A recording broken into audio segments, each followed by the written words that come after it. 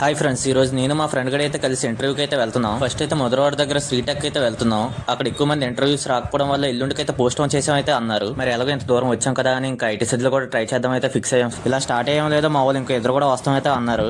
అలా అందరం కలిసి ఎక్కడైనా ఇంటర్వ్యూస్ అవుతున్నాయని అని సెర్చ్ చేయడానికి అయితే వెళ్తున్నాం. అలా ఐటీ సైజ్ వచ్చి చూస్తే ఎక్కడ ఓపెనింగ్స్ అయితే లేవు. మొత్తం అలా తిరిగాక ఒక్క కంపెనీలో మాత్రం ఇంటర్వ్యూస్ అయితే అవుతున్నాయి అన్నారు.